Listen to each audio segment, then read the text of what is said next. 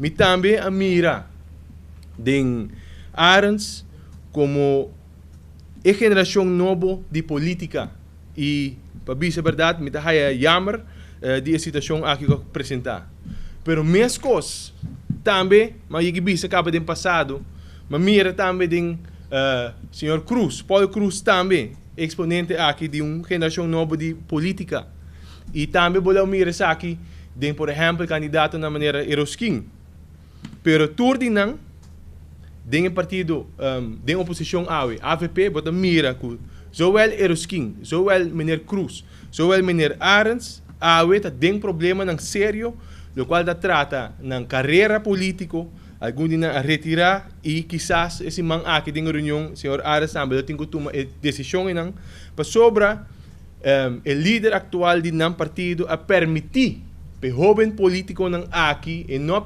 a percurar para cuidar não a permitir para não chegar de uma situação onde que não aparentemente lo tem de retirar de política para hecho no comitê. Isso aqui demonstra arriba uma falta de liderazgo do partido AVP, pero também arriba uma falta de visão, pero também uma falta de código de comportação para o qual trata o candidato na partido aqui. Seita jammer. E para acabar é zin, de qual o meneer Zwarte põe em seu comunicado da bisa de Suécia como de eilanden naar bestuurlijke volwassenheid moet leiden. E não se mete completamente em desacordo com o meneer Zwarte, para sobre nós mira como consejero político financeiro, senhor Arens, como ministro de Finanças e também como consejero do RDA,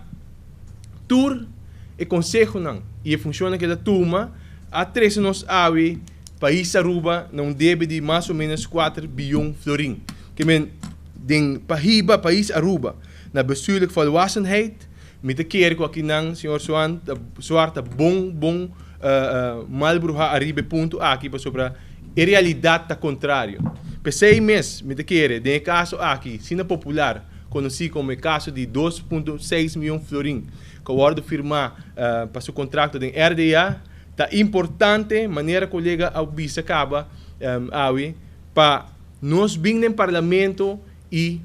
chama a reunião aqui me espera que o voorzitter do parlamento para esse man aqui lo chama a reunião aqui para assim nós por debater arriba ponto aqui pero também para percurar para nós pôr ponto na tipo de